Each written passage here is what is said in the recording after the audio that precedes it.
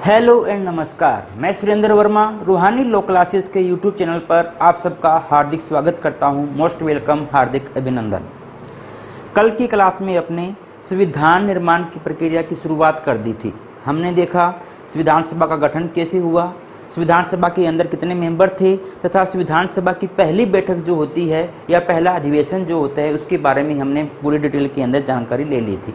और लास्ट में जाते जाते हमने ये भी देख लिया था कि जब भारत का विभाजन होने का जो नियम था वो आ जाता है या माउंटबेटन प्लान जो है वो आ जाता है, उसके बाद पाकिस्तान के लिए अलग से संविधान सभा बन जाती है और भारत के लिए अलग से संविधान सभा बन जाती है। तो दोनों की संविधान सभा के अंदर कितने कितने मेंबर रहेंगे उसके बारे में हमने जानकारी ले ली थी। तो जैसे ही पहला अधिवेशन समाप्त होता है, तो पहले अधिवेशन जब समाप्त हुआ था उस टाइम दुनिया के 60 संविधान की कॉपियां हर एक व्यक्ति को दी गई थी।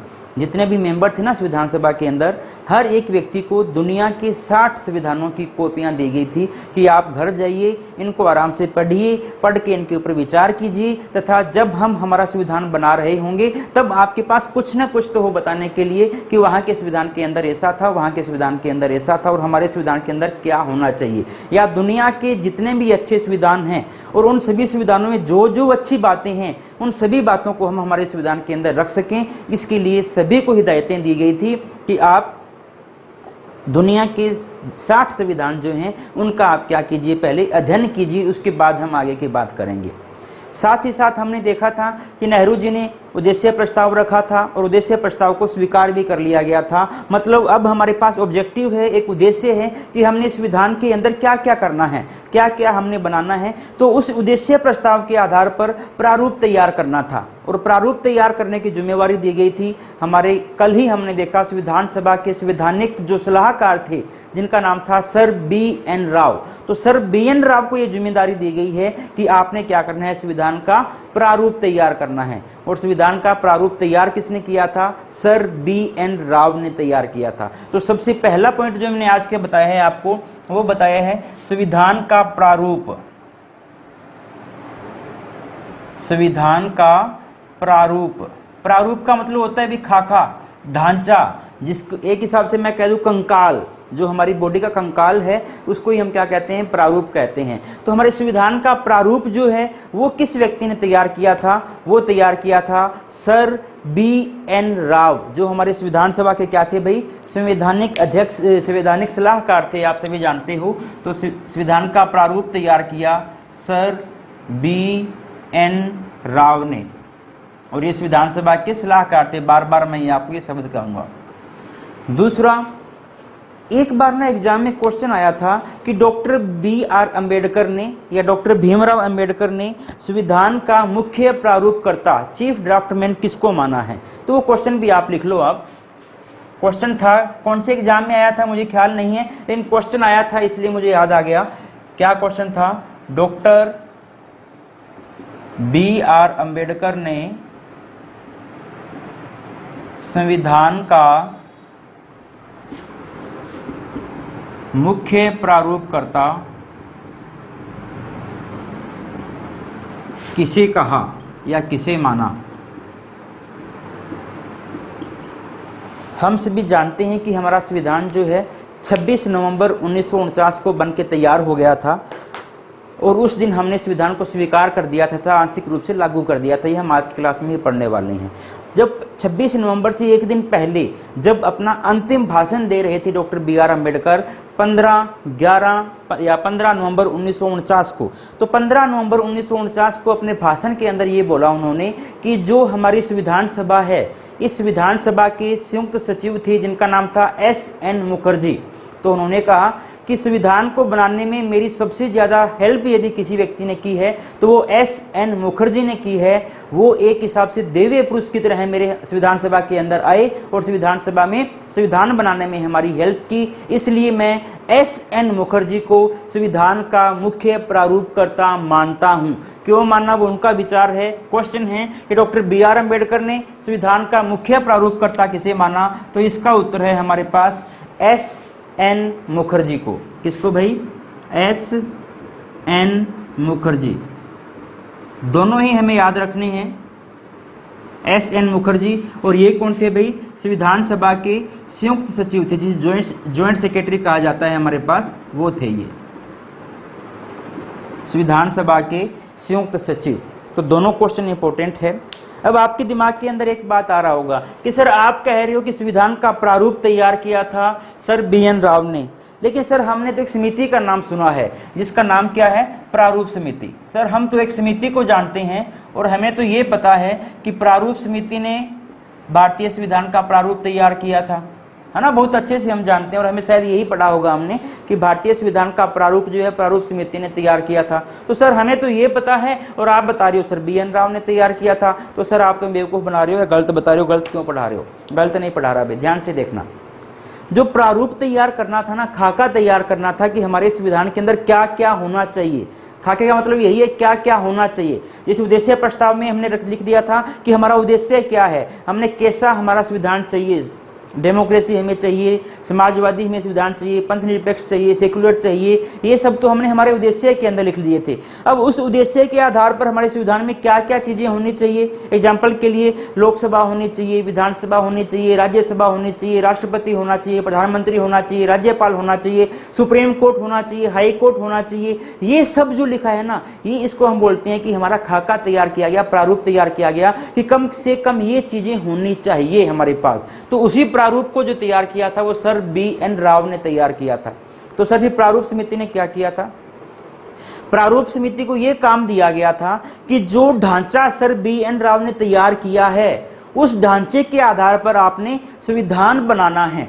एग्जाम्पल के लिए प्रारूप समिति में लिख दिया गया कि हमारे लिए एक राष्ट्रपति होगा। ये तो कहाँ लिखा है? प्रारूप समिति ने कहा कि राष्ट्रपति होना चाहिए, लेकिन राष्ट्रपति कैसे बनेगा, उसका निर्वाचन कैसे किया जाएगा, उसके निर्वाचन में भाग कौन कौन लेगा, उसको हटाया कैसे जाएगा, उसके पास पावर कौन कौन सी होगी, उसको वेतन कितने मिलेंगे, उसकी योग्यता क्या होगी, ये सब जो बातें हैं उस विधान के अंदर लिखी गई थी। तो प्रारूप समिति ने जो BN राव ने प्रारूप तैयार किया था वो केवल इतना था कि राष्ट्रपति होना चाहिए, लेकिन राष्ट्रपति के बारे में अन्य सारी जो बातें लिखनी है ना, जो फिल इन द ब्लैंक्स करना है, वो काम किसका था? वो काम था हमारी प्रारूप समिति का। ठीक है ना। तो प्रारूप समिति का गठन किया गया था, किस लिए किया गया था, काम क्या था प्रारूप समिति का? सर BN राव के द्वारा बनाए गए प्रारूप के आधार पर भारतीय संविधान का क्या करना भाई? निर्माण करना। तो आप लिख लो, इंपॉर्टेंट है, प्रारूप समिति का कार्य क्या था? प्रारूप समिति का कार्य, प्रारूप समिति का कार्य था सर BN राव द्वारा बनाए गए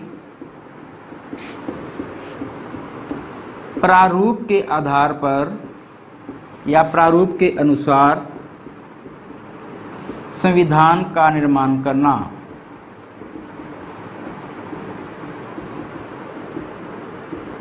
ठीक है ना। तो ये प्रारूप समिति को काम दिया गया था कि प्रारूप हमारा तैयार है, आप उस प्रारूप के आधार पे हमें बताओ कि हमें क्या क्या करना चाहिए, कैसे कैसे करना चाहिए। और जो प्रारूप समिति ने संविधान बनाया उस पर डिस्कस हुआ करती थी, उसके अंदर असेंबली के अंदर, संविधान सभा के अंदर कोई संशोधन करना होता, कुछ और करना होता तो संविधान सभा करती थी। तो अब तक हमें यही समझ आ गया है कि प्रारूप किसने तैयार किया? सर BN राव ने तैयार किया। प्रारूप समिति का काम क्या था? प्रारूप समिति का काम था कि जो प्रारूप तैयार हो चुका है उसके आधार पे क्या बनाना है, अब हमें क्या बनाना है भाई? संविधान बनाना है। तो प्रारूप समिति इंपॉर्टेंट समिति है हमारे पास। संविधान की 2-4 समितियां ही हमारे पास इंपॉर्टेंट है और उसमें सबसे ज्यादा इंपॉर्टेंट जो है वो कौन सी समिति है भाई? प्रारूप समिति है। अब प्रारूप समिति के बारे में हम 2-4 बातें देख लेते हैं। सबसे पहली बात तो हमारे पास आती है कि प्रारूप समिति जो है इसकी स्थापना कब की गई थी? तो प्रारूप समिति की स्थापना की गई थी 29 अगस्त 1947 को। कब की गई थी भाई? 29 अगस्त 1947 को प्रारूप समिति की स्थापना की गई थी। दूसरा क्वेश्चन हमसे पूछा जाता है, प्रारूप समिति के अंदर सदस्य कितने थे? इंपॉर्टेंट क्वेश्चन है और पूछे जाते हैं। मैंने कहा ना सबसे ज्यादा इंपॉर्टेंट यही समिति है, इसलिए डिटेल में भी इसके बारे में पूछा जाता है। प्रारूप समिति के अंदर सदस्य कितने थे भाई? प्रारूप समिति में 7 सदस्य थे। तीसरा क्वेश्चन पूछा जाता है, प्रारूप समिति के अध्यक्ष कौन थे? प्रारूप समिति के अध्यक्ष कौन थे? और आप सभी जानते हैं, बहुत अच्छे तरीके से जानते हैं, प्रारूप समिति के अध्यक्ष हमारे पास थे doctor BR Ambedkar, doctor Bhimrao Ambedkar, doctor B R Ambedkar. Doctor Bhimrao Ambedkar को प्रारूप समिति का अध्यक्ष बनाया गया था। और कब बनाया गया था उनको अध्यक्ष? प्रारूप समिति की स्थापना होती है 29 अगस्त 1947 को और इसकी प्रथम बैठक होती है 30 अगस्त 1947 को। जो इसकी प्रथम बैठक हुई थी उसी प्रथम बैठक के अंदर अध्यक्ष चुन लिया गया था। प्रथम बैठक कब हुई थी भाई? 30 अगस्त 1947 को हुई थी और इसी प्रथम बैठक के अंदर डॉक्टर भीमराव अंबेडकर को प्रारूप समिति का क्या बना दिया जाता है? अध्यक्ष बना दिया जाता है। बहुत इंपॉर्टेंट है हमसे। हाँ, यदि हम बात करें प्रारूप समिति के सदस्य कौन थे भाई? 7 मेंबर थे। हमें 7 के 7 मेंबर याद रखने की जरूरत नहीं है। अगर आपको 1-2 मेंबर याद रहते हैं, जैसे केटी शाह इसके बाद में मेंबर चुने गए थे, गोपाल कृष्ण अय्यर जो थे वो इसके मेंबर थे, अल्लादी कृष्ण स्वामी अय्यर इसके मेंबर थे। तो 2-4 मेंबर यदि आपको याद रहते हैं तो बड़ी बात नहीं है, वरना सदस्य 7 थे, केवल ये याद रखना है आपको। और अध्यक्ष कौन थे? Doctor B R Ambedkar. इतना आपको याद रखना है। अब मैंने कहा कि प्रारूप समिति को काम दे दिया गया कि जो बी एन राव ने प्रारूप तैयार कर दिए है उसके आधार पे आप क्या करो भाई? संविधान बनाओ। तो प्रारूप समिति ने इसी दिन से अपना काम शुरू कर दिया था। 30 अगस्त 1947 से ही प्रारूप समिति ने अपना काम शुरू कर दिया था और इन्होंने लगातार 6 महीने मेहनत की और पहली बार इन्होंने अपना संविधान जो बनाया वो बनाया था फरवरी 1948 को। और फरवरी 1948 को जो संविधान बनाया उसको पब्लिश करवाया गया था बाकायदा। और पब्लिश करवा के न केवल संविधान सभा के सदस्यों को बांटा गया बल्कि पूरे भारत में इसको डिस्ट्रीब्यूट किया गया था। पब्लिश प्रकाशन करवाया गया था, इसका अखबारों के अंदर प्रकाशन करवाया गया, मैगजीन के अंदर प्रकाशन करवाया गया और आम जनता तक पहुंचाया गया कि हम ऐसा संविधान बना रहे हैं। और आम जनता को कहा गया आप इस संविधान को पढ़िए, इसको समझिए, इसके अंदर यदि आपको किसी भी तरह की आपत्ति नजर आती है या किसी भी तरह का आप संशोधन करवाना चाहते हो तो आप हमें संशोधन भेजिए। लगभग 8 महीने का टाइम भारतीय जनता को दिया गया था और भारतीय जनता ने लगभग 2500 से भी ज्यादा संशोधन भेजे थे। मतलब जनता जो थी वो भी उत्सुक थी ये जानने के लिए कि हमारे लिए क्या बन रहा है, तथा उन्होंने इस बात को सीरियसली भी लिया था कि हम हमारे संविधान के अंदर ये चेंजेस भी करवाना चाहते हैं। तो सबसे पहले मैंने कहा कि भारतीय संविधान जो है इसके प्रारूप का पहली बार प्रकाशन करवाया गया था। कब करवाया गया था? फरवरी 1948 के अंदर। इंपॉर्टेंट पॉइंट है, संविधान के प्रारूप का प्रथम बार प्रकाशन। तो प्रथम बार प्रकाशन कब करवाया गया है भाई? लगभग इन्होंने 8 महीने मेहनत की है और 8 महीने के अंदर इन्होंने एक संविधान तैयार कर दिया है और उसको पहली बार प्रकाशित करवाया गया है, पब्लिश करवाया गया है। वो करवाया गया है कब भाई? फरवरी 1948 के अंदर। और फरवरी 1948 में क्या कहा गया है? आम जनता को भेज दिया गया है संविधान को। भारतीयों को कहा गया है कि आप इसके ऊपर चर्चा कीजिए तथा हमें संशोधन दीजिए। कितना टाइम दिया गया था? 8 महीने का। तो नोट लगा के लिख लो। प्रथम प्रकाशन के बाद आम भारतीय जनता को या भारतीयों को प्रारूप पर चर्चा करने, प्रारूप पर चर्चा करने तथा संशोधन भेजने हेतु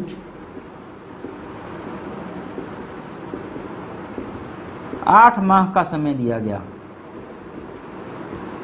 कितना टाइम दिया गया भाई?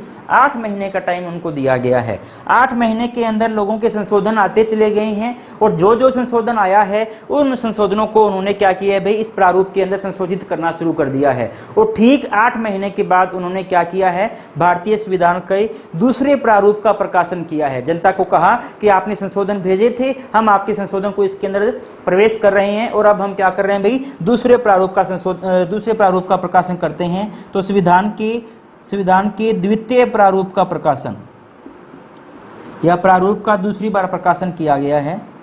द्वितीय प्रारूप का प्रकाशन 8 महीने बाद किया गया है। तो ये फरवरी के अंदर हुआ था, तो 8 महीने बाद कब होगा भाई? अक्टूबर के अंदर होगा, अक्टूबर 1948 के अंदर।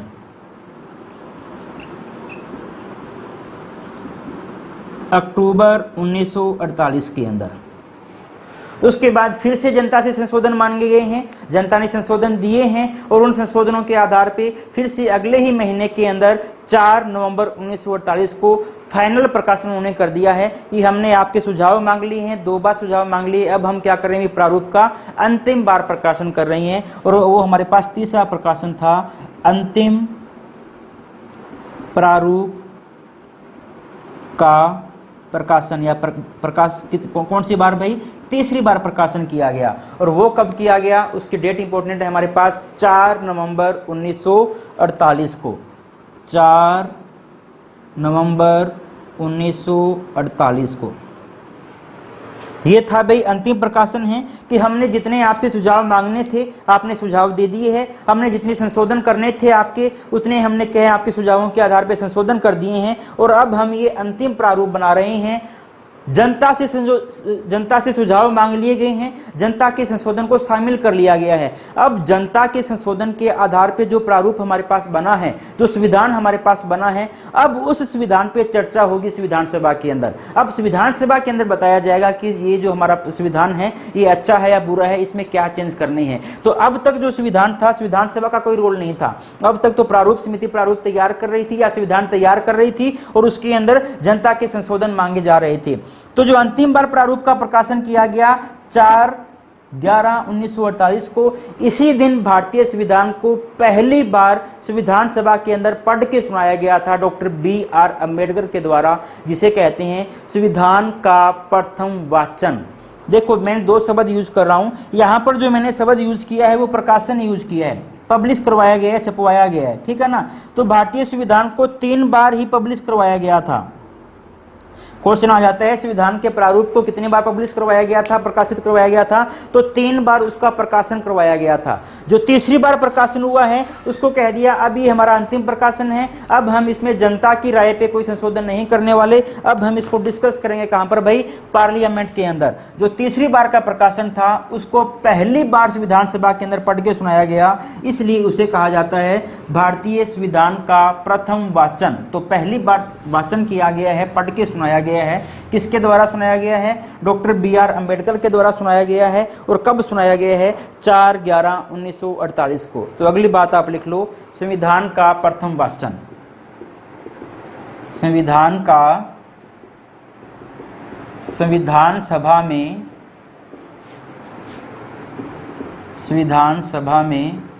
प्रथम वाचन, संविधान सभा में प्रथम वाचन कब किया गया है भाई, 4 नवंबर 1948 को किया गया है, 4 नवंबर 1948 को किया गया है।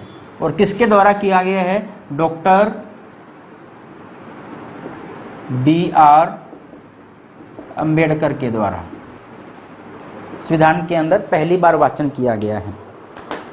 अब डॉक्टर BR अम्बेडकर ने संविधान को वाचित किया है, संविधान को संविधान सभा के सामने पढ़ के सुनाया है कि भाई हमने कोशिश की है और ऐसा संविधान बनाया है, अब आपको इस संविधान के अंदर क्या कमियां लगती है आप हमें बताइए।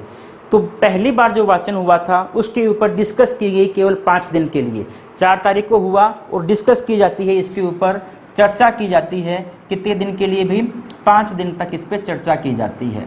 कब तक, 4 नवंबर से लेकर 9 नवंबर तक चर्चा की जाती है और फिर कुछ टाइम का ब्रेक ले लिया जाता है और कहा जाता है कि हम 15 तारीख को फिर से मिलेंगे और 15 तारीख से हम लगातार इसके ऊपर चर्चा करने वाले हैं कि अब हमारे संविधान के अंदर क्या होना चाहिए। तो ये बीच में कुछ दिन का टाइम दे दिया गया संविधान सभा के सदस्यों को कि आप अपने संविधान को भी ध्यान से पढ़ लो। फिर दोबारा संविधान सभा बैठती है हमारे पास 15 नवंबर को, जिस दिन संविधान सभा दोबारा बैठती है फिर दोबारा से संविधान को पढ़ के सुनाया जाता है, जिसे बोला जाता है संविधान का द्वितीय वाचन। तो प्रथम वाचन कब हुआ हमारे पास, 4 तारीख को हुआ। दूसरा वाचन कब हुआ है हमारे पास, संविधान का संविधान सभा में द्वितीय वाचन, सबसे ज्यादा इंपॉर्टेंट यही वाचन था। और ये कब हुआ था, 15 नवंबर 1948 को। कब हुआ था भाई, 15 नवंबर 1948। और इस वाचन के ऊपर चर्चा जो चली थी अब तक की सबसे लंबी चर्चा, विधानसभा का सबसे लंबा सेशन यदि मैं कहूँ, अधिवेशन कहूँ तो यही था। 15 नवंबर 1948 को चलता है और ये चलता है 17 अक्टूबर 1949 तक। 17 अक्टूबर 1949 तक, लगभग 11 महीने 2 दिन का सेशन था। 15 नवंबर 1948 से शुरू होकर 17 अक्टूबर 1949 तक का सेशन, लगातार 11 महीने से विधानसभा ने काम किया है। अब से विधानसभा दिन रात काम करने लगी है। इससे पहले से विधानसभा के पास ज़्यादा काम नहीं था। इससे पहले जो काम किया सब कुछ प्रारूप समिति ने किया। विधानसभा अब काम करेगी, लगातार 11 महीने काम करती है विधानसभा, और उसके बाद हमारे पास जो हमारा संविधान है वो निखर के आता है। द्वितीय वाचन कितना सीरियस था। कुछ लोग कहते हैं कि हमारा संविधान कट एंड पेस्ट संविधान है ना, लेकिन ऐसा नहीं है कि कहीं से उठा के कुछ भी लग दिया हो। कितने सीरियस थे हमारे संविधान बनाने वाले, ये आपको यहाँ से पता चलेगा कि इस 11 महीने के दौरान जो संविधान बनाया था ना प्रारूप समिति ने, उस प्रारूप समिति के संविधान के अंदर 7653 संशोधन हुए थे। कितने संशोधन पेश किए गए थे भाई? संशोधन पेश किए गए, लोगों ने कहे कितने संशोधन? 7653 संशोधन पेश किए गए थे। और इन 7653 में से 2473 संशोधन ऐसे थे जिन पर चर्चा की गई थी। संशोधनों पर चर्चा, डाटा मैं केवल आपको बता रहा हूं कि संविधान सभा ने कितना कठिन काम किया था। याद करने की जरूरत नहीं है, आपसे पूछा नहीं जाएगा। संशोधनों पर चर्चा, कितने संशोधनों पर चर्चा की गई है भाई? 2500 के लगभग संशोधन, 2473 संशोधनों पर क्या की गई है? चर्चा की गई है। इंपॉर्टेंट। तो आप इस बात से अंदाजा लगा सकती हो कि संविधान को बनाने वाले लोग कितने ज्यादा सीरियस थे। 7000 संशोधन करना कोई आम बात तो नहीं है भाई, इतने सुझाव देना आम बात नहीं है। एक कितने दिनों के अंदर? लगभग 11 महीनों के अंदर इतने संशोधन हुए, इतनी चर्चा की गई, और सब कुछ लास्ट में डिसाइड हो गया कि भाई हमारा संविधान कैसा बनना चाहिए। जो संशोधन थे वो स्वीकार कर लिए गए, जो संशोधन स्वीकार नहीं करने वाले तो वो नहीं स्वीकार किए गए। यहाँ तक कि एक एक शब्द के ऊपर चर्चा की गई थी विधान सभा के अंदर कि हम ये शब्द रख रहे हैं तो क्यों रख रहे हैं, नहीं रख रहे हैं तो क्यों नहीं रख रहे हैं। संविधान सभा के अंदर होता क्या था रियल के अंदर? सबसे पहले एक आर्टिकल को डॉक्टर बी.आर. अम्बेडकर खड़े होते, आर्टिकल को पढ़ के सुनाया जाता, फिर संविधान सभा के अंदर पूछा जाता भी ये हमने आर्टिकल बनाया है, ऐसा अनुच्छेद बनाया है, और आप यदि इसमें संशोधन देना चाहते हो तो संशोधन दे सकते हो, डिस्कस करना चाहते हो डिस्कस कर सकते हो। संविधान सभा के मेंबर खड़े होते, उसमें संशोधन बताया जाता, संशोधन के ऊपर फिर बहस होती कि मानने वाले हैं या नहीं मानने वाले हैं। फिर डॉक्टर बी.आर. अम्बेडकर फिर आते और वो जवाब देते उस बात का कि हमने जो रखा है वो क्या सोच के रखा है, और आपने जो कहा है वो हमारे संविधान के रिलेवेंट है या नहीं है। यदि मान जाते तो ठीक थी, अगर नहीं मानते तो फिर संविधान सभा के अंदर वोटिंग होती, भाई इस संशोधन को मानना है या नहीं मानना, या ये संशोधन मानना है या जैसा संविधान बना हुआ है उसको वैसे का वैसा रखना है। वोटिंग होती, वोटिंग में यदि संशोधन जीत जाता तो संशोधन हो जाता, और संशोधन यदि गिर जाता तो संशोधन नहीं होता। इतना ज्यादा प्रयास किया गया था संविधान को बनाने के लिए, कट एंड पेस्ट संविधान हमारा नहीं था भाई। ठीक है, तो 17/10/1949 को लगभग हमारा संविधान बन के क्या हो चुका है भाई? तैयार हो चुका है। अब प्रारूप समिति को कह दिया गया है कि आप संविधान को ढंग से तैयार कर दो, जितने संशोधन करने थे वो सारे संशोधन हो गए हैं, अब वापस से आप रीअरेंज कर दो, जितने भी आर्टिकल हैं उनको आर्टिकल को अरेंज करना है। संविधान समिति उन आर्टिकल को अरेंज करती है और संविधान बना के हमारा तैयार हो जाता है, जिसे फिर से संविधान सभा के अंदर पढ़ के सुनाया जाता है। उसे बोलते हैं संविधान का संविधान सभा में तृतीय वाचन। संविधान का संविधान सभा में कौन सा वाचन भाई? अब संविधान सभा के अंदर तीसरी बार वाचन हुआ है और ये अंतिम बार वाचन हुआ है। तीसरी बार वाचन हुआ था 14 नवंबर 1949 को। कब हुआ था भाई? 14 नवंबर 1949। 14 नवंबर 1949। 14 नवंबर 1949 को डॉक्टर बी.आर. अम्बेडकर खड़े होते हैं, संविधान को पढ़कर सुनाया जाता है कि हमारा ये संविधान है, उसे कहा गया तीसरा वाचन। और संविधान को पढ़ के सुनाने के बाद एक प्रस्ताव लेके आते हैं संविधान सभा के अंदर। Doctor B R. अम्बेडकर कहते हैं इसी दिन 14 नवंबर को कहते हैं कि मैं चाहता हूं कि हमने जो संविधान बनाया है उस संविधान को भारतीय संविधान सभा क्या कर दे भाई? पारित कर दे या पास कर दे, ताकि यह संविधान भारत में क्या किया जा सके? लागू किया जा सके। तो लिख लो, इसी दिन डॉक्टर अम्बेडकर संविधान सभा में संविधान को पारित करवाने हेतु प्रस्ताव लेकर आते हैं। पारित करवाने हेतु प्रस्ताव लाए। ठीक है, डॉक्टर बी आर अम्बेडकर ने कहा कि भाई हमने जो संविधान बनाना था वो बना लिया है, अब हम संविधान को क्या कर देना चाहिए भाई, हमें पारित कर देना चाहिए।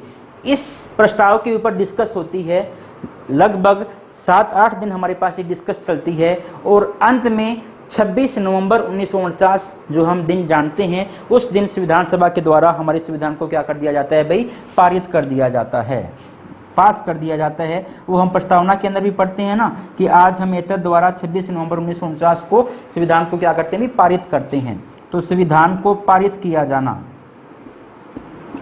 संविधान को पारित कब किया गया है भाई, संविधान को पारित किया गया है 26 नवंबर 1949 के अंदर।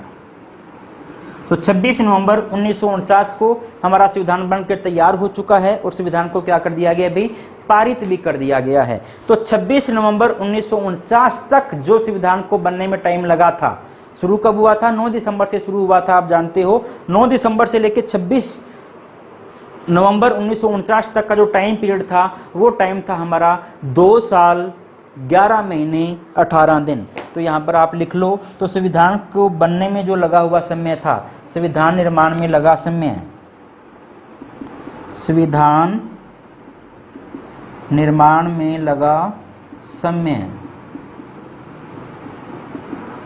कितना था भाई, इस तारीख तक की हम बात कर रहा हूँ, ठीक है ना, आगे की हम बात नहीं कर रहे हैं, क्योंकि हमारा संविधान तो इस दिन बनके तैयार भी हो चुका है और संविधान के पास भी कर लिया गया है, स्वीकार भी कर लिया गया है। तो संविधान निर्माण में लगा हुआ समय हमारे पास क्या था भाई, सभी आप जानते हो, 2 साल 11 माह 18 दिन, ठीक है। और यदि मैं 26 नवंबर 1949 तक की बात करता हूं, उसके बाद की बात नहीं कर रहा मैं, 26 नवंबर 1949 तक की यदि बात करूं तो 26 नवंबर 1949 तक संविधान सभा के 11 अधिवेशन हुए थे। कितने भाई, 11 अधिवेशन हुए थे। तो आप ये पॉइंट भी लिख लो, 26/11/1949 तक संविधान सभा के अधिवेशन। भाई मैंने डेट क्यों लिखाई है, इसका भी मैं आपको बताऊंगा कि मैं ये डेट क्यों लिखा रहा हूँ आपको। 26/11/1949 तक संविधान सभा के कुल कितने अधिवेशन हुए थे भाई, इस दिन तक संविधान सभा के 11 अधिवेशन हुए थे। कई बार हमारे क्वेश्चन आ जाता है कि संविधान सभा के कुल कितने अधिवेशन हुए थे। यदि उन्होंने पूछे कुल कितने अधिवेशन हुए थे, तो भाई इस दिन के बाद भी संविधान सभा एक दिन और बैठी थी। आप जानते हो संविधान सभा की अंतिम बैठक हुई थी 24 जनवरी 1950 को। तो भाई बैठक हुई है तो उसको अधिवेशन कहना चाहिए। मेरे हिसाब से जो मेरा विचार है कि चाहे अधिवेशन एक दिन का ही हो, चाहे आधे घंटे का ही क्यों ना हो, अधिवेशन तो अधिवेशन ही होना चाहिए, मेरे हिसाब से ये होना चाहिए। तो यदि मैं उस दिन को भी काउंट करूं तो संविधान सभा के अंदर लास्ट तक यदि काउंट किया जाए तो कुल 12 अधिवेशन हो गए थे, मेरा मानना ये है। और कुछ राइटर 12 मानते भी हैं, लेकिन एग्जाम में जब भी क्वेश्चन आया है तो एग्जाम में क्वेश्चन इसी तारीख को पूछा गया है कि 26 नवंबर 1949 तक संविधान सभा के कितने अधिवेशन हुए थे। तो 26 नवंबर तक तो हमारे पास कितने अधिवेशन हुए थे भाई, 11 ही हुए थे। और यदि पर्टिकुलर पूछ लिया गया कि 24 जनवरी 1950 तक कितने अधिवेशन हुए थे, तो हमारे पास उत्तर क्या होना चाहिए, 12 होना चाहिए। कंट्रोवर्सी में नहीं पड़ता, इसलिए मैंने स्पेशल लिखा दिया आपको, इस तारीख तक हमारे कितने अधिवेशन हुए हैं भाई, 11 अधिवेशन हुए हैं। और आप सभी जानते हो कि 26 नवंबर 1949 को भारत का संविधान आंशिक रूप से लागू भी कर दिया गया था। आप जानते हो ना, ये तो अच्छे से हमने पढ़ा हुआ है कि इस दिन क्या किया गया है भाई, भारतीय संविधान को आंशिक रूप से लागू कर दिया गया है।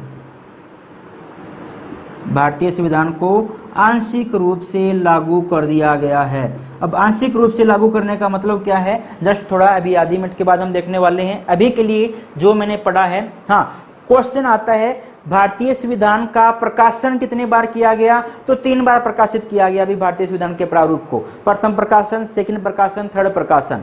फिर क्वेश्चन आता है भारतीय संविधान के प्रारूप का वाचन कितने बार किया गया, तो वाचन भी 3 बार ही किया गया था। प्रथम वाचन, द्वितीय वाचन और तृतीय वाचन प्रथम वाचन किया गया था 4/11 को और लास्ट वाचन किया गया था 14/11/1949 को। इस दिन हमारा संविधान बन के क्या हो गया था भाई, तैयार हो गया था। और संविधान को आंशिक रूप से लागू कब किया गया है, आंशिक रूप से लागू किया गया संविधान को 29/11/1949 को।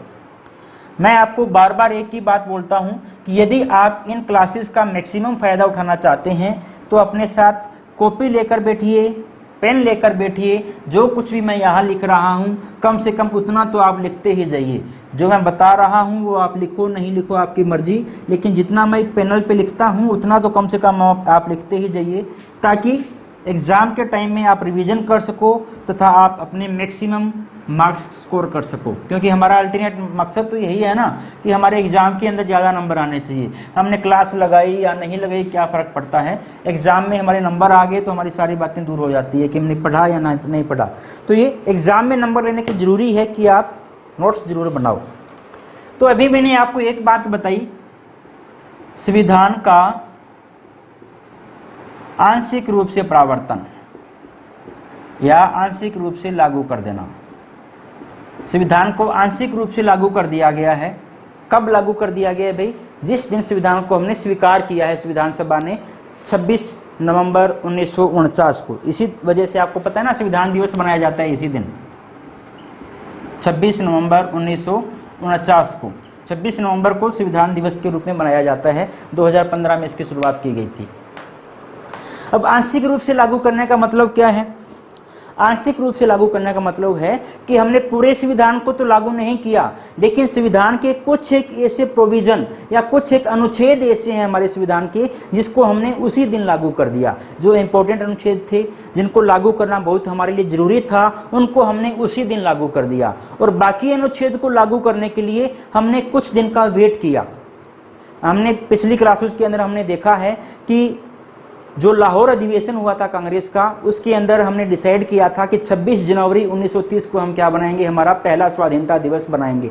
उसी 26 जनवरी की याद को बनाए रखने के लिए, 26 जनवरी की याद को ताज़ा रखने के लिए हमने डिसाइड किया कि हम हमारा संविधान 26 जनवरी 1950 को लागू करेंगे। इसलिए आंशिक रूप से तो हमने कब लागू कर दिया भाई, 26 नवंबर 1949 को ही लागू कर दिया। लेकिन यदि मैं पूर्ण रूप से लागू करने की बात करता हूँ, संविधान पूर्ण रूप से लागू कब हुआ, तो संविधान पूर्ण रूप से लागू हमारे पास हुआ था 26 जनवरी 1950 को लागू हुआ था। अब आप कहोगे सर आंशिक रूप से लागू हुआ, कुछ सेक्शन लागू किए गए, तो वो कौन कौन से सेक्शन थे या कौन कौन से अनुच्छेद थे जो 26 नवंबर के दिन ही लागू कर दिए गए। तो 26 नवंबर के दिन कुल मिलाकर 16 अनुच्छेदों को लागू किया गया था। लिख लो, 26 नवंबर को कितने अनुच्छेद लागू किए गए थे, 26 नवंबर को कुल 16 अनुच्छेद, कुल 16 अनुच्छेद लागू किए गए थे। वैसे तो आपसे कोई नहीं पूछता कि 16 अनुच्छेद कौन कौन से हैं, यदि हम चर्चा करना चाहें कि 16 अनुच्छेद कौन कौन से हैं, तो सबसे पहले जो अनुच्छेद है संविधान का भाग नंबर 2 है नागरिकता से संबंधित अनुच्छेद। 5 से लेकर 9 तक जो अनुच्छेद हैं ये सारे के सारे लागू कर दिए गए। उसके बाद आर्टिकल नंबर 60 राष्ट्रपति की शपथ के बारे में बात करता है, आर्टिकल नंबर 60। उसके बाद हमारे पास है आर्टिकल नंबर 324 जो बात करता है चुनाव आयोग के बारे में। उसके बाद हमारे पास आर्टिकल नंबर है 366 जो परिभाषाओं के बारे में बात करता है। उसके बाद 367, 388, 391, 367, 388, 391, 393, 392, 394, 392, 393 और 394, ये सब आर्टिकल लागू कर दिए गए थे। कब भाई, उसी दिन लागू कर दिए गए थे 26 जनवरी को। इनको लागू करना हमारे लिए इंपॉर्टेंट समझा हमने, तो लागू कर दिए। ये सब कहाँ लिखा हुआ है कि कौन कौन से आर्टिकल लागू होंगे, तो ये हमारे पास लिखा हुआ है आर्टिकल नंबर 394 के अंदर। और भी हमारे पास थे 379 था अंतरिम पार्लियामेंट, 380 हमारे पास था अंतरिम राष्ट्रपति, ठीक है ना। ये सब हमने क्या किए थे, लागू किए थे। कहाँ लिखा हुआ है कि कौन कौन से आर्टिकल हमारे पास इस दिन लागू होंगे और कौन कौन से आर्टिकल 26 जनवरी को लागू होंगे। कई बार के हैं एग्जामिनर आपसे पूछ लेता है, या जो इंटरव्यू है ना, इंटरव्यू के अंदर मोस्टली ऐसे क्वेश्चन पूछ लिए जाते हैं कि भारत का संविधान 26 जनवरी 1950 को लागू हुआ, ये लिखा कहां पर हुआ है? यदि हम भारतीय संविधान की प्रस्तावना देखते हैं ना, तो प्रस्तावना के अंदर आप घर जाके देखना, इस तारीख का जिक्र है। आज हम 26 नवंबर 1949 को भारतीय संविधान को अंगीकृत, आत्म समर्पित तथा अधिनियमित करते हैं। ये कब का लिखा हुआ है? 26 नवंबर 1949 का लिखा हुआ है। तो बहुत सी एग्जामिनर इंटरव्यूअर ये पूछ लेते हैं कि 26 जनवरी का जिक्र कहाँ पे किया गया है। हमें कैसा पता चलेगा कि 26 जनवरी 1950 को भारत का संविधान लागू हुआ? तो भारतीय संविधान का आर्टिकल नंबर 394 इंपॉर्टेंट है। कहां लिखा हुआ है? इस बात का जिक्र दे रहा हूं मैं, आंसर दे रहा हूं कि भारतीय संविधान का आर्टिकल नंबर 394 394 क्या कहता है? 394 कहता है ये सारे आर्टिकल जो मैंने ऊपर लिखे हैं, ये सारे आर्टिकल तथा खुद 394 कब लागू होगा भाई? आज ही के दिन लागू हो जाएगा। आज ही लागू हो जाएगा, मतलब जिस दिन हम संविधान को स्वीकार कर रहे हैं 26 नवंबर को लागू हो जाएगा। तथा बाकी के जो आर्टिकल है वो 26 जनवरी 1950 को लागू होंगे। तथा क्या लिखा है अभी? तथा बाकी के आर्टिकल 26 जनवरी 1950 को लागू होंगे। तो 26 जनवरी 1950 को भारतीय संविधान पूर्ण रूप से लागू हुआ। इसका जिक्र हमें मिलता है भारतीय संविधान के ही आर्टिकल नंबर 394 के अंदर। ठीक है, ये तो था भाई संविधान को आंशिक रूप से लागू कर दिया गया। 26 नवंबर 1949 तक की हमने बात कर ली। अब हम बात करते हैं संविधान सभा की अंतिम बैठक जो हुई थी उसके बारे में। तो अगली हेडिंग आप डालो, संविधान सभा की अंतिम बैठक। संविधान सभा की अंतिम बैठक कब हुई थी भाई? बिल्कुल आप जानते हो, भारत का संविधान लागू हुआ उससे जस्ट 2 दिन पहले। संविधान सभा की जितनी भी बैठक होती थी ना भाई, एक दिन बैठक होती थी, अगले दिन संविधान सभा छुट्टी पर रहती थी, फिर एक दिन बैठक होती थी। उस प्रोसेस को यहाँ तक फॉलो किया गया है। 24 तारीख को बैठक हुई है, 25 को छुट्टी रखी गई है और 26 तारीख को हमारा संविधान क्या हो गया भाई? लागू हो गया है। तो लिखो संविधान सभा की अंतिम बैठक, इंपॉर्टेंट है। संविधान सभा की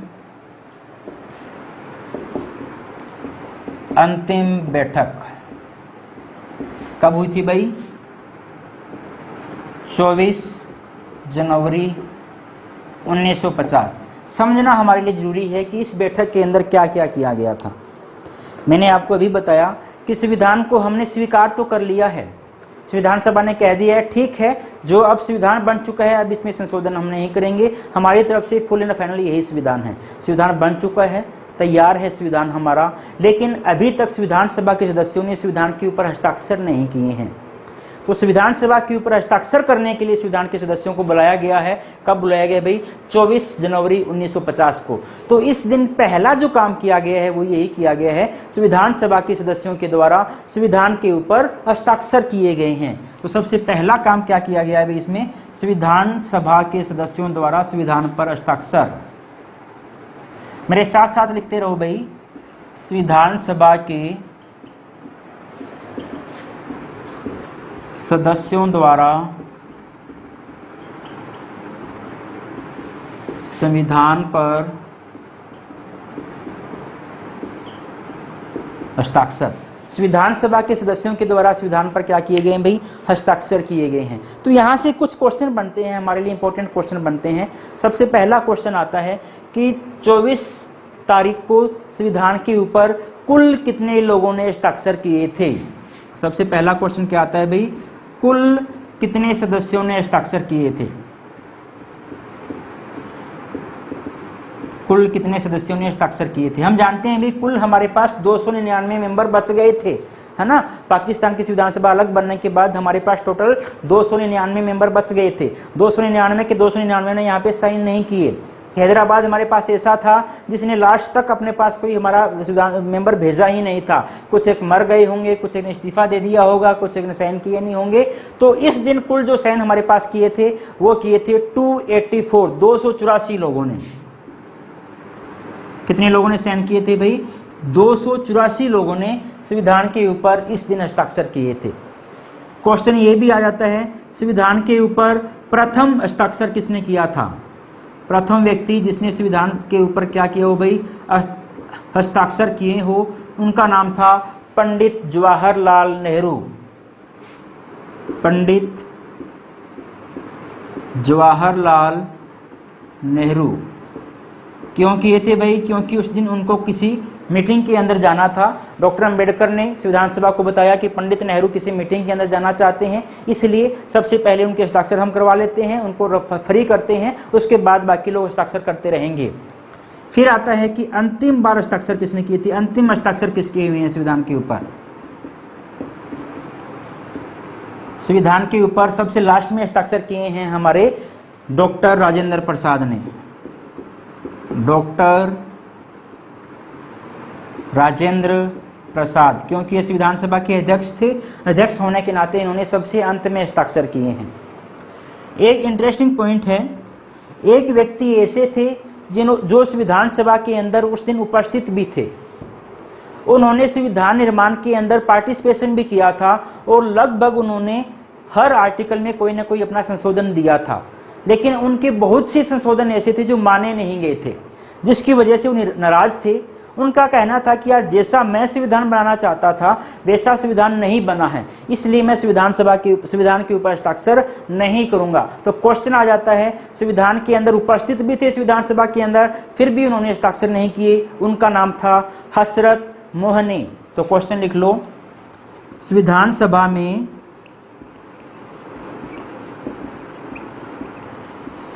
सभा में उपस्थित होने के बावजूद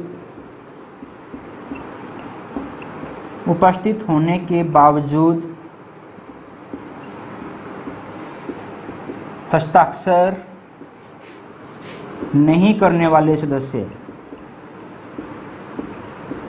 किसने नहीं किए भाई? हसरत मोहनी ने। हसरत मोहनी ऐसे थे जो उपस्थित थे, उसके बावजूद उन्होंने हस्ताक्षर नहीं किए हैं।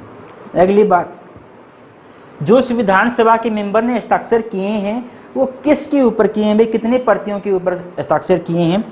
तो संविधान की 3 कॉपियां बनवाई गई थी। एक कॉपी, पहली कॉपी जिसको मूल कॉपी कहा जाता है, वो अंग्रेजी के अंदर बनवाई गई थी, बिल्कुल सिंपल पेज के ऊपर बनवाई गई थी, उसमें कोई डिजाइनिंग वगैरह कुछ भी नहीं था, बिल्कुल सिंपल पेज, साधारण पेज और हाथ से लिखा गया संविधान था। फिर एक दूसरी कॉपी और बनाई गई है, वो भी इंग्लिश के अंदर बनाई गई है, लेकिन उसके जो पेज है उनको डिजाइन किया गया है। आपने यदि कहीं भी संविधान की किताब देखी होगी या प्रस्तावना का पेज आपने यदि कभी देखा होगा तो उसके किनारों के ऊपर हमें बहुत अच्छी डिजाइनिंग, पेंटिंग देखने को मिलती है ना? तो वो पेंटिंग वास्तव में हमारे संविधान जो ओरिजिनल कॉपी है उसके ऊपर की गई है। तो पहली कॉपी बिना डिजाइन वाली तैयार की गई थी, दूसरी कॉपी अंग्रेजी में ही तैयार की गई थी, उसको डिजाइन के साथ तैयार किया गया था, और तीसरा संविधान का अनुवाद किया गया था हिंदी के अंदर, हिंदी में कॉपी बनाई गई थी और उसको भी क्या किया गया था भाई? डिजाइन किया गया था। तो 24 तारीख को 3 कॉपियां बनाई गई थी संविधान की, और तीनों ही कॉपियों के ऊपर क्या किए थे भाई? साइन किए थे। तो नोट लगा के लिख लो, आप नोट लगाकर लिख सकते हो आप कि इस दिन भारतीय संविधान की 3 कॉपियों पर, भारतीय संविधान की 3 कॉपियों पर हस्ताक्षर किए गए थे। भारतीय संविधान की 3 कॉपियों पर हस्ताक्षर किए गए थे। पहली कॉपी कौन सी थी भाई? अंग्रेजी की कॉपी थी, जिसमें अंग्रेजी में संविधान लिखा हुआ था, और वो संविधान कौन सा था भाई? साधारण पन्नों पर लिखा हुआ संविधान था, साधारण पेज पर। दूसरी कॉपी फिर से हमारे पास अंग्रेजी की ही कॉपी थी, लेकिन उसके क्या थे भाई? उसके पेज जो थे वो डिजाइन किए गए थे।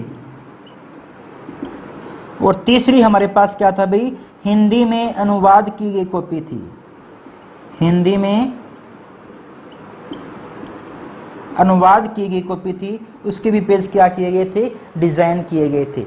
ध्यान से देखना, कई बार क्वेश्चन पूछ लिया जाता है कि भारतीय संविधान का निर्माण कौन सी भाषा में किया गया था? हिंदी में किया गया था या अंग्रेजी में किया गया था? तो भारतीय संविधान का निर्माण अंग्रेजी भाषा में किया गया था भाई। मूल कॉपी तो हमारे पास ये थी, हिंदी में तो उसका क्या किया गया है? अनुवाद किया गया है। संविधान का निर्माण कौन सी भाषा में किया गया है भाई? इंग्लिश में किया गया है। तो ये भी आप नोट लगा के लिख सकते हो कि भारतीय संविधान का निर्माण जो किया गया है, भारतीय संविधान का निर्माण कौन सी भाषा में किया गया है भाई?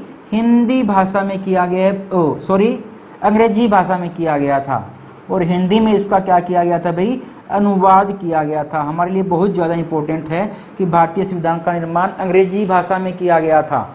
यहाँ तक कि जब डॉक्टर राजेंद्र प्रसाद अपना अंतिम भाषण दे रहे थे ना, संविधान सभा के अध्यक्ष के रूप में जब अपना अंतिम भाषण दे रहे थे, तब उन्होंने लास्ट में जाते जाते ये कहा था कि मुझे इस बात का खेद है, दुख है कि मैं भारतीय संविधान का निर्माण हिंदी में नहीं कर सका। हिंदी में तो अनुवाद करवाया गया, संविधान बनाया कौन सी भाषा में था भाई, अंग्रेजी भाषा के अंदर बनाया गया था।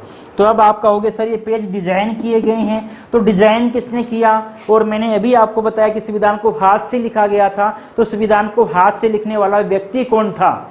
तो इन दोनों को भी कई बार पूछ लिया जाता है। तो पहला क्वेश्चन हमारे पास है, संविधान को अपने हाथ से लिखने वाले व्यक्ति कौन थे? संविधान को लिखने वाले व्यक्ति कौन थे? तो लिख लो, क्वेश्चन हमारे पास है, पूछे गए क्वेश्चन है, संविधान को अपने हाथ से लिखने वाले व्यक्ति,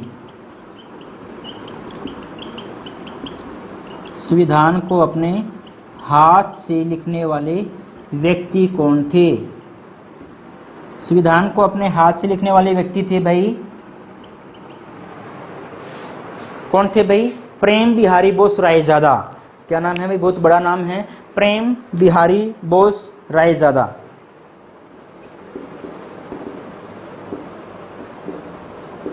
प्रेम बिहारी बोस रायजादा। तो संविधान को अपने हाथ से इन्होंने लिखा था, प्रेम बिहारी नारायण रायजादा है भाई, प्रेम बिहारी बोस नहीं, प्रेम बिहारी नारायण रायजादा। और दूसरा हमारे पास है, संविधान का जो डिजाइन करने वाला पेंटर था, उस पेंटर का क्या नाम था? तो लिख लो,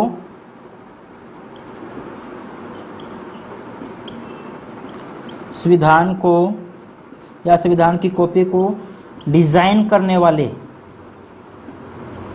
ब्रैकेट में आप लिख सकते हो पेंटर, तो उन पेंटर का नाम था हमारे पास नंदलाल बोस। क्या नाम था भाई? नंदलाल बोस।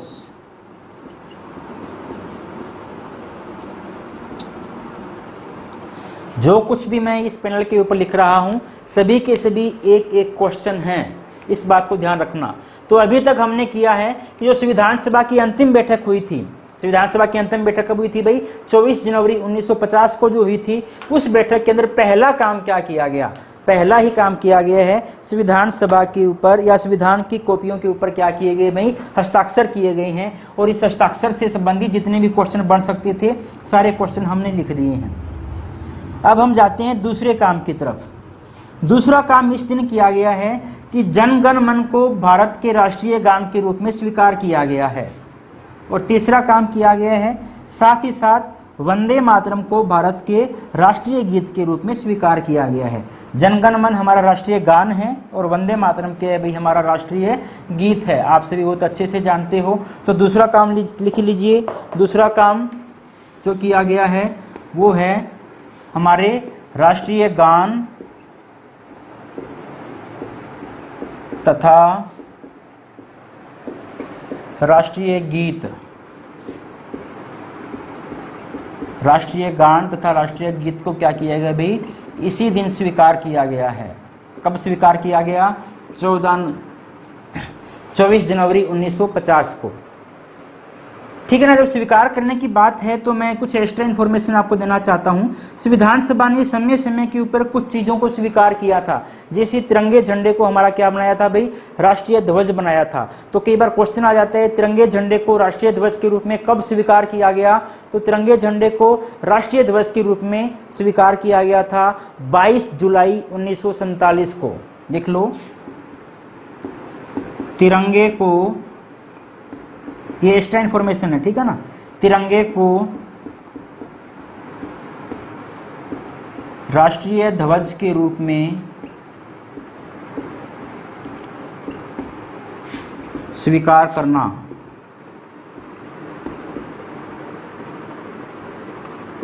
और कब किया गया था अभी तिरंगे को राष्ट्रीय ध्वज के रूप में स्वीकार? मैंने अभी आपको बताया 22 जुलाई 1947 को।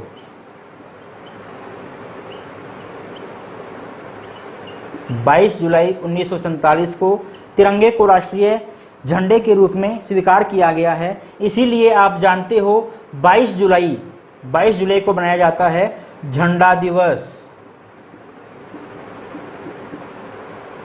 22 जुलाई को क्या बनाया जाता है भाई? झंडा दिवस बनाया जाता है। इसी तरह से हिंदी को राजभाषा के रूप में मान्यता दी गई थी कभी। नेक्स्ट पॉइंट हमारे पास क्या है? हिंदी को राजभाषा के रूप में मान्यता देना। हिंदी को राजभाषा या ऑफिशियल लैंग्वेज, राजभाषा वह भाषा जिसमें आपके सरकारी कामकाज होंगे, हिंदी को राजभाषा के रूप में मान्यता। और हिंदी को राजभाषा के रूप में मान्यता दी गई थी 14 सितंबर 1949 को। 14 सितंबर 1949। और आप सभी जानते हो 14 सितंबर को हमारे पास क्या होता है भाई? राष्ट्रीय हिंदी दिवस होता है ना। 14 सितंबर को हम क्या बनाते हैं? राष्ट्रीय हिंदी दिवस। ये तो मैंने आपको एक्स्ट्रा इन्फॉर्मेशन दे दी। वापस आते हैं हम संविधान सभा की अंतिम बैठक में। जो दूसरा काम किया गया था, राष्ट्रीय गान को तथा राष्ट्रीय गीत को क्या किया गया था भाई? स्वीकार किया गया था। जनगण मन हमारा राष्ट्रीय गान बनाया गया तथा वंदे मातरम क्या बनाया गया? हमारा भाई राष्ट्रीय गीत बनाया गया। तीसरा जो काम किया गया है वो किया गया था भारत के प्रथम राष्ट्रपति का चुनाव। भारत के प्रथम राष्ट्रपति का चुनाव किया गया इसी दिन। भारत के प्रथम राष्ट्रपति कौन थे भाई? डॉक्टर राजेंद्र प्रसाद थे। तो भारत के प्रथम राष्ट्रपति का चुनाव किया गया है। लेकिन थोड़ा सा ध्यान देना, डॉक्टर राजेंद्र प्रसाद संविधान सभा के अध्यक्ष थे और कई बार हमारे दिमाग में आता है कि शायद वो संविधान सभा के अध्यक्ष थे, इसीलिए उनको क्या बना दिया गया भाई? राष्ट्रपति बना दिया गया। ये हमारे दिमाग में आ सकता है। या कुछ लोग ये भी कह सकते हैं कि सर वो तो खुद ही अध्यक्ष थे और उन्होंने खुद अपने आप को ही चुन लिया कि मैं राष्ट्रपति बनूंगा। ऐसा कैसे हो सकता है? ध्यान देना कि न ही उनको इस वजह से राष्ट्रपति बनाया गया कि वो संविधान सभा के अध्यक्ष थे और न ही उन्होंने खुद अपने आप को चुना। हुआ क्या था? संविधान सभा दो काम किया करती थी। एक काम किया करती थी संविधान सभा संविधान को बनाने का काम। जब संविधान सभा संविधान बनाती थी तब उसके अध्यक्ष डॉक्टर राजेंद्र प्रसाद हुआ करते थे। लेकिन साथ ही साथ संविधान सभा भारत की संसद के रूप में भी काम करती थी। और जब संविधान सभा भारत की संसद के रूप में काम करती थी उस टाइम संविधान सभा के अध्यक्ष कौन हुआ करते थे भाई? गणेश विद्यार्थी मावलेंकर। कल ही मैंने आपको बताया जीवी मावलेंकर। तो ये जो काम किए गए हैं, अब तक के जो काम किए गए हैं वो तो संविधान सभा ने किए हैं। लेकिन जो राष्ट्रपति का चुनाव किया है वो चुनाव संविधान सभा ने संसद के रूप में कार्य करते हुए किया है। संविधान सभा के रूप में नहीं लिखा, संविधान सभा ने संसद के रूप में कार्य करते हुए राष्ट्रपति का चुनाव लिखा है। तो पहली बात और इंपॉर्टेंट बात आप ये लिखो, संविधान सभा ने संसद के रूप में कार्य करते हुए, संविधान सभा ने संसद के रूप में कार्य करते हुए क्या किया है भाई? राष्ट्रपति पद का चुनाव किया। राष्ट्रपति का चुनाव किया है। दूसरा मैंने यहाँ पे शब्द लिखा है चुनाव। पहले राष्ट्रपति का भी चुनाव हुआ था भाई। कुछ लोग बता देते हैं कि डॉक्टर राजेंद्र प्रसाद को मनोनीत कर दिया गया था राष्ट्रपति। मनोनीत नहीं किया गया था। डॉक्टर राजेंद्र प्रसाद भी निर्वाचित राष्ट्रपति थे। बाकायदा चुनाव हुआ था। जो संविधान सभा के हमारे सचिव थे HVR अयंगर, उनको निर्वाचन अधिकारी बनाया गया था। संविधान सभा के अंदर कहा गया कि जो भी व्यक्ति भारत का पहला राष्ट्रपति बनना चाहते हैं वो व्यक्ति अपना फार्म भर सकते हैं। लेकिन कोइंसिडेंटली ऐसा हुआ कि केवल एक ही व्यक्ति ने फार्म भरा राष्ट्रपति बनने के लिए, और वो कौन थे भाई? डॉक्टर राजेंद्र प्रसाद थे। इसलिए डॉक्टर राजेंद्र प्रसाद को निर्विरोध भारत का पहला राष्ट्रपति चुन लिया गया था। दोबारा बोल रहा हूं, डॉक्टर राजेंद्र प्रसाद को निर्विरोध भारत का पहला राष्ट्रपति चुन लिया गया था। तो आप लिख लीजिए, संविधान सभा ने संसद के रूप में कार्य करते हुए भारत के पहले राष्ट्रपति के रूप में, भारत के पहले राष्ट्रपति के रूप में डॉक्टर राजेंद्र प्रसाद का निर्वाचन किया है। डॉक्टर राजेंद्र प्रसाद का क्या किया भाई, निर्वाचन किया। नोट लगा के एक बात जरूर लिखना कि केवल डॉक्टर राजेंद्र प्रसाद ने ही राष्ट्रपति बनने हेतु फार्म भरा था, इसलिए इनको निर्विरोध चुन लिया गया। ठीक है ना, कई बार हमारे मन में आ जाता है भाई इलेक्शन नहीं हुआ था, इलेक्शन हुआ था भाई, बाकायदा इलेक्शन हुआ था। दूसरा, अभी मैंने आपको बताया भी कुछ आर्टिकल ऐसे थे जो हमारे पास 26 नवंबर को ही लागू कर दिए गए थे। उन्हीं में से एक आर्टिकल था आर्टिकल नंबर 380। कौन सा आर्टिकल?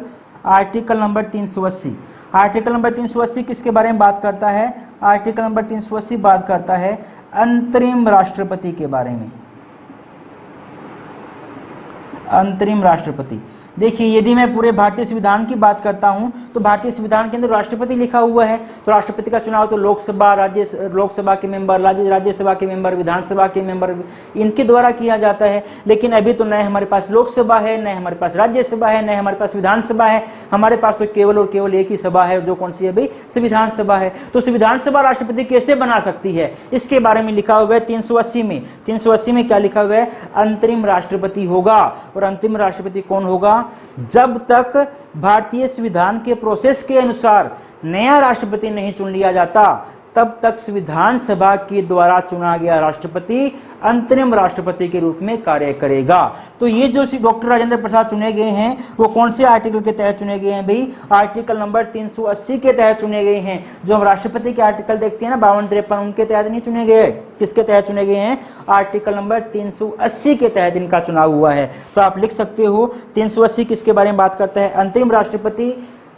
लिखना चाहो तो आप लिख लो कि पहले राष्ट्रपति का चुनाव आर्टिकल नंबर 380 के तहत हुआ था। और 380 में क्या लिखा गया है? इसमें लिखा गया है जब तक नए संविधान के तहत या संविधान के तहत नए राष्ट्रपति का चयन नहीं हो जाता, नए राष्ट्रपति का चयन नहीं हो जाता, तब तक संविधान सभा द्वारा चुना गया राष्ट्रपति, संविधान सभा द्वारा चुना गया राष्ट्रपति क्या भाई? अंतरिम राष्ट्रपति के रूप में कार्य करेगा। अंतरिम राष्ट्रपति के रूप में कार्य करेगा। तो जब तक हमारे पास नया राष्ट्रपति नहीं चुन लिया जाता है, तब तक संविधान सभा के द्वारा चुना गया जो राष्ट्रपति है वो ही हमारे पास क्या करेगा भाई? अंतरिम राष्ट्रपति के रूप में कार्य करेगा। ये कहाँ लिखा हुआ है? 380 में लिखा हुआ था। और आप जानते हैं कि भारत के पहले राष्ट्रपति इस दिन बन जाते हैं और ये अपना शपथ जो लेते हैं, ओथ जो ग्रहण करते हैं, वो कब ग्रहण करते हैं भाई? 26 जनवरी 1950 को। तो अब हम अगली तारीख जिसका जिक्र हम करने वाले हैं वो हमारे पास है 26 जनवरी 1950। 26 जनवरी 1950 को दो काम हुए थे भाई। पहला जो काम हुआ था वो आप जानते हो क्या हुआ था? पहला काम तो हुआ था भारत का संविधान लागू किया गया था। पहला काम तो क्या है भाई? भारत का संविधान लागू हुआ है। 26 जनवरी 1950 पर आप आ जाओ। 26 जनवरी 1950, 26 जनवरी 1950 पर आ जाइए। जो पहला काम इस दिन हुआ है, पहला काम तो क्या हुआ है भाई इस दिन? भारत का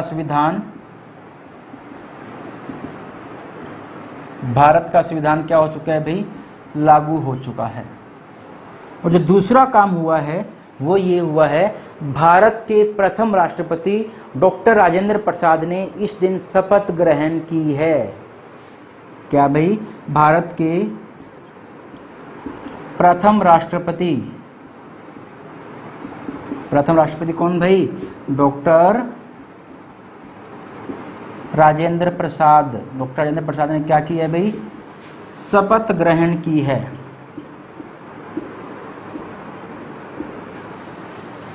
प्रथम राष्ट्रपति ने शपथ ग्रहण की है। इसीलिए हम जानते हैं कि 26 जनवरी 1950 को क्या बनाया जाता है भाई? गणतंत्र दिवस।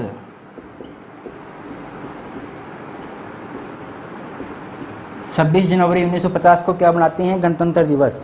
कई बार क्वेश्चन आता है हमारे पास 26 जनवरी 1950 को गणतंत्र दिवस के रूप में बनाया जाता है क्योंकि, और हमारे दिमाग में जो उत्तर आता है वो आता है क्योंकि इस दिन संविधान लागू हुआ था। नहीं भाई, बिल्कुल गलत, -1 हम लेके आ जाएंगे यदि हमने उत्तर दे दिया क्योंकि इस दिन संविधान लागू हुआ था। संविधान लागू हुआ इस वजह से 26 जनवरी को हम ये नहीं बनाते हैं। तो क्यों बनाते हैं? 26 जनवरी को गणतंत्र दिवस के रूप में इसलिए बनाया जाता है क्योंकि इस दिन भारत के पहले राष्ट्रपति ने शपथ ग्रहण की थी। आपको पता है भारत के पहले राष्ट्रपति ने शपथ ग्रहण की, इसलिए हम क्या बन गए भाई? गणतंत्र बन गए। इसलिए हम क्या बन गए? गणतंत्र। आपने सुना ना लोकतंत्र, राजतंत्र। राजतंत्र में क्या होता है? यदि शासन का जो प्रमुख है, हेड है, मुखिया जो है, वो वंश के अनुसार चलता है, राजा का बेटा राजा बनता है तो उसे कहते हैं राजतंत्र। और गणतंत्र क्या होता है? जो आपके देश का हेड है, प्रमुख है, वो वंशवाद से नहीं होता, जनता के द्वारा चुना जाता है, तो उसे हम क्या कहते हैं? गणतंत्र कहते हैं। तो इंडिया गणतंत्र कब हुआ था? इंडिया गणतंत्र हुआ था जब हमारा हेड जो है संविधान का, हमारे देश का जो हेड है राष्ट्रपति, जब उसका चुनाव कर लिया गया तो हम क्या बन गए? गणतंत्र बन गए। हम पहली बार गणतंत्र कब हुए थे? 26 जनवरी 1950 को हम गणतंत्र हुए थे, इसलिए हम 26 जनवरी 1950 को क्या बनाते हैं भाई? गणतंत्र दिवस बनाते हैं। ये हमारा पास था संविधान का निर्माण कैसे हुआ। डिटेल के अंदर हमने जानने की कोशिश की है।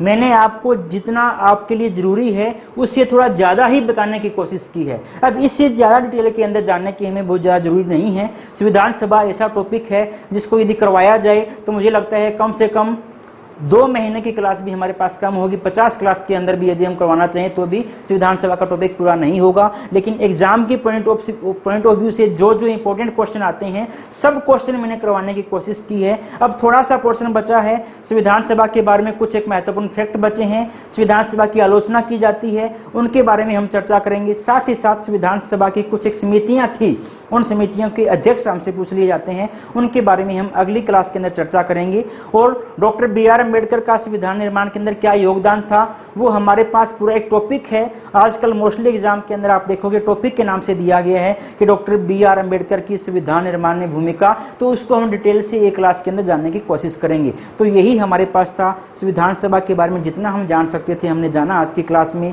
यदि आपको हमारे द्वारा पढ़ाया गया पसंद आ रहा है, हमारी क्लासेज आपको अच्छी लग रही है, तो हमारे चैनल को सब्सक्राइब कीजिए, हमारी वीडियो को लाइक कीजिए तथा अपनी वीडियो को उन दोस्तों के साथ शेयर अवश्य कीजिए जो संविधान के टॉपिक के बारे में कहीं ना कहीं सर्च कर रहे हैं। मिलते हैं कल एक नए टॉपिक के साथ, तब तक के लिए धन्यवाद।